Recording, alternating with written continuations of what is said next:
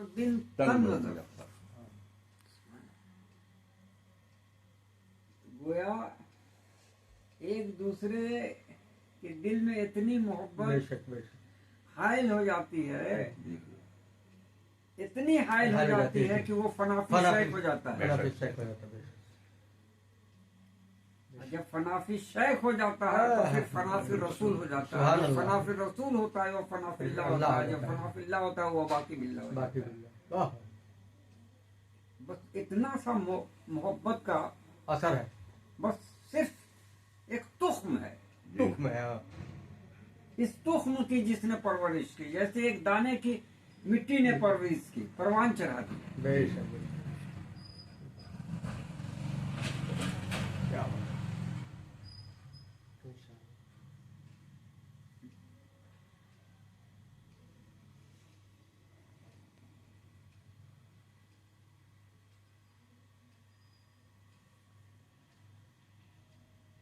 आका अलैहिस्सलाम भी अपनी हस्ती को इस कदर मिटा दिए कि एक वक्त ऐसा भी था कि आपने कहा मन रानी फकत राहुल है। जिसने मुझे देखा उसने खुदा को देखा, अल्लाह को देखा। अब जिसने मुझको देख लिया उसने खुदा को देख लिया। सुभान अल्लाह। जिसने मुझको देख लिया, अब लीजिए साहब, जिसने मुझको देख लिया ओह इसी का नाम तो फना फिल्लाह है। बेशक इसी नुक्ते में तो जिंदगी गुजार दी सुभान अल्लाह। अहले अकीदत ने। बेशक तब जाकर के जो है, तब में अल्लामा इकबाल ने कहा कि न किताबों से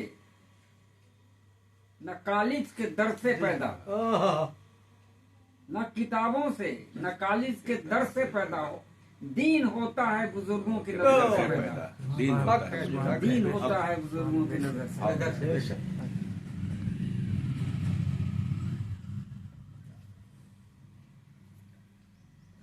कमाल जिंदगी हुई है।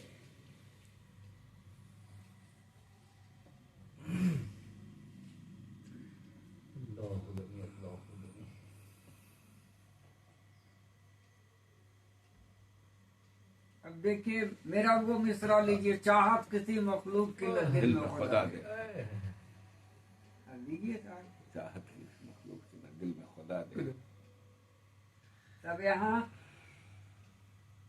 उलमा का एतराज हो जाएगा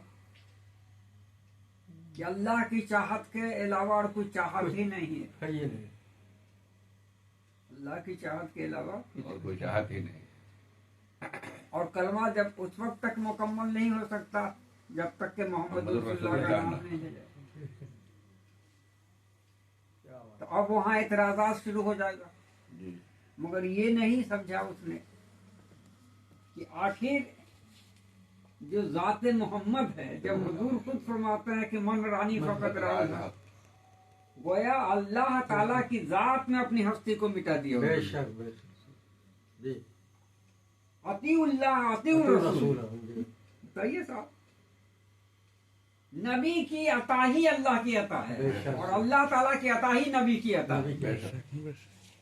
तो फिर यहाँ बंदा और माबूद का मसला कहाँ होता है? जब वो अता ही है तो फिर हो गया। समझे यही समझ, चाहत किसी मखलूक की नहीं।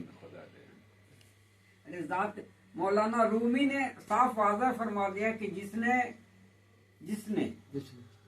या जिस मुरीद ने पीर और अल्लाह को दो समझा, वो मुरीद जो है मुर्तिद हो गया, गुमराह हो गया। जब जर्रे जर्रे में वही मौजूद है तो पीर में मौजूद नहीं है। जब जर्रे जर्रे में वही मौजूद है, आखिर ये बोलता कौन है? बस इसी धुन में जो लग गया, लग गया हो गया। बेशक जो बाद में पढ़ा वो पढ़ा रहा चला जा रहा है।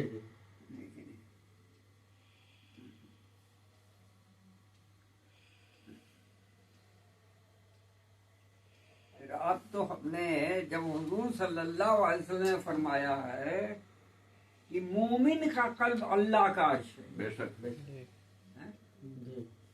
तो जब मोमिन का कल्ब अल्लाह ताला का अर्श है, हैं? अब मोमिन है कहाँ? हैं? अरे मोमिन तो कब्र में है। जी तो जहाँ जहाँ मोमिन है वही ना अल्लाह का अर्श है। बेशक। तो फिर वहां पर सजदा क्यों नहीं होगा, तवाफ क्यों नहीं होगा? हैं? तो जहाँ सजदा और तवाफ करना है, मौलवियों का फतवा उठा के देखो, बंद करता है, उसको समझ ही में नहीं आएगा। ना समझ पाएगा। गोया वो इल्म के समुंदर में गर्क हो गया, उसे पता ही नहीं चला कि हकीकत क्या है। हकीकत क्या है? बेशक पता ही यहाँ नहीं। ये भी सोचिए कि कुलूबुल मोमिनीन, मोमिनीन का बेशक किसी दूसरी जात का जिक्र नहीं है यहाँ। ना ना। समझा कि नहीं? जी जी। फिर अस्सलातो मेराजुल मोमिनीन, अब लीजिए साहब, यहाँ भी मोमिनीन ही का जिक्र है। बेशक बेशक। अब समझिए, समझते चलिए, इसलिए कि आदम की औलाद ऐसे वैसे नहीं है। आदम की औलाद बेशक आदम का बहुत करीब से समझिए कि जैसे हुजूर ने फरमाया कि हर बच्चा फितरत इस्लाम पे पैदा होता है। तो जब हर बच्चा फितरत इस्लाम पे पैदा होता है, क्या कहने। तो फिर आपका गैर कौन है साहब? आ रहे हुए बेशक आइए वहाँ तक तो ठीक है। हर बच्चा, जब हर बच्चा इंसान पैदा होता है। इस्लाम पे पैदा होता है। हर बच्चा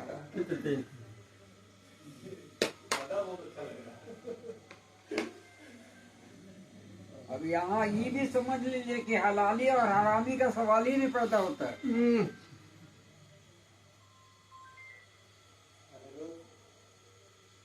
क्या बात। अब उस मसले को उठा के देखिएगा तो कबीर दास की जिंदगी उठा के देखिए कि कबीर दास की पैदाइश एक ब्राह्मणी के पेट से है, जी। और वो भी ब्राह्मणी जो है बेवा है, और जी उसके पति का ध्यान हो गया था। हाँ काशी में जन्म लिए।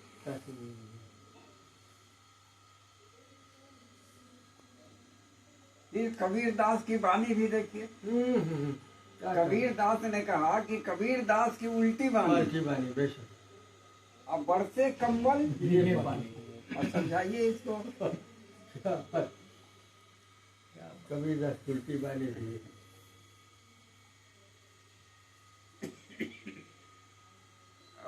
बरसे कंबल, ये पानी। हाँ ये और पानी। आगे कबीर दास। है। मास्टर साहब, जी कंबल भी बरसेगा कि पानी बरसेगा? क्या बात।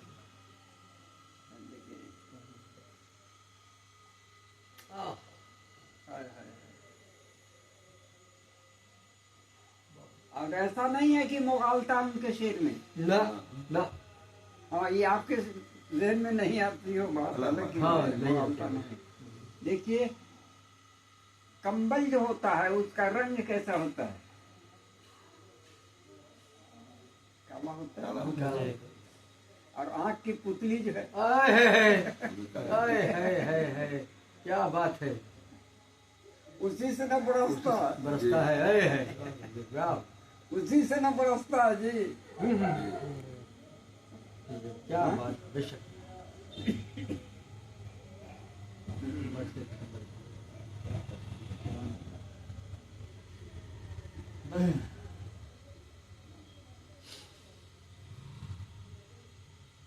कबीर दास ने भी बड़े निचोड़ करके कह दिया कि पोथी पढ़त पढ़त जग मुआ।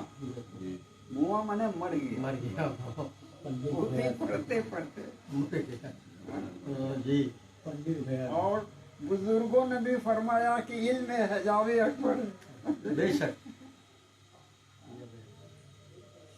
तो पोथी पढ़त पढ़त जग मुआ पंडित भया न कोई बेशक। और हाई अच्छा प्रेम प्रेम का। का। पढ़े है तो पढ़े। है क्या बात है। ये लफ्ज प्रेम और मोहब्बत में भी रब्बे कायनात को भी झिझोड़ दिया। बेशक बेशक बेशक बे अरे नहीं झिझोड़ पड़ा तो कायनात की ही तकलीफ नहीं होती है, हम लोगों की तकलीफ क्या होती है, इतना बहुत मोहब्बत क्या होता है। हाँ हाँ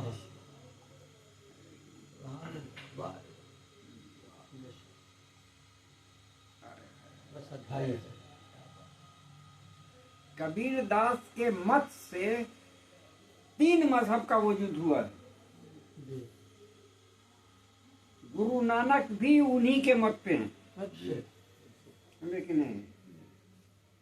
और रविदास भी उसी मत पे हैं, जी समझे कि नहीं? जी और एक और है जो 3 मत उनसे निकला है, और उन्होंने किसी को बख्शा उख्शा नहीं, जी बख्शा उख्शा नहीं कि कंकड़ चुन कंकड़ कंकड़ कंकड़ पत्थर चुन जे चुन के बनाया, जो मस्जिद मस्जिद बनाया। बनाया। हाँ। मुल्ला या मुल्ला। दे मरे हुए खुदा समझे कि नहीं? और एक तरफ कहते हैं कि पत्थर पूजे भगवान मिले, तो मैं क्यों न पूजू पड़ा। हाँ अब इससे तो भली चक्की की जिसे आटा पिसा आटा खाए। और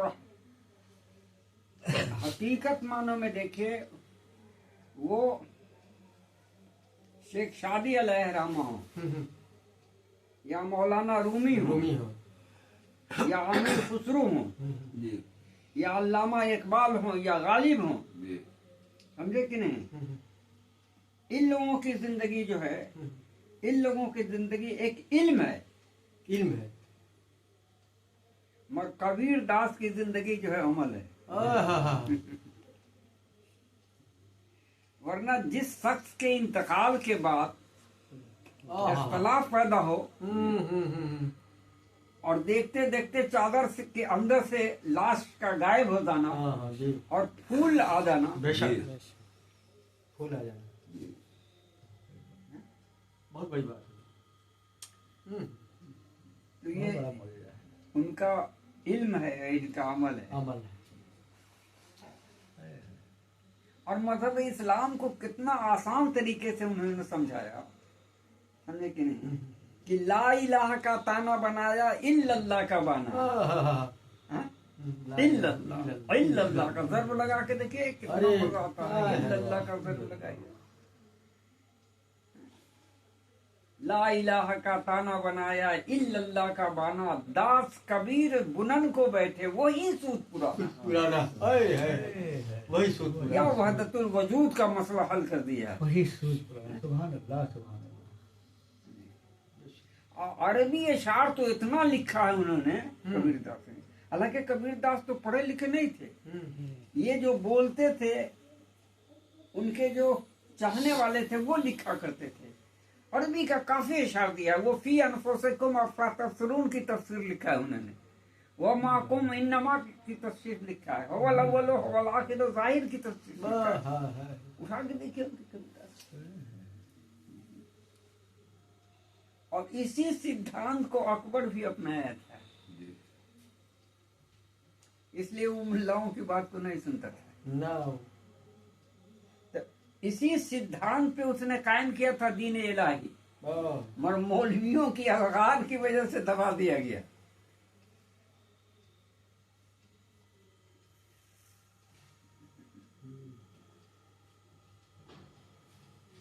कबीरा खरा बाजार में सबकी मांगे है, ना काहू से दोस्ती वाह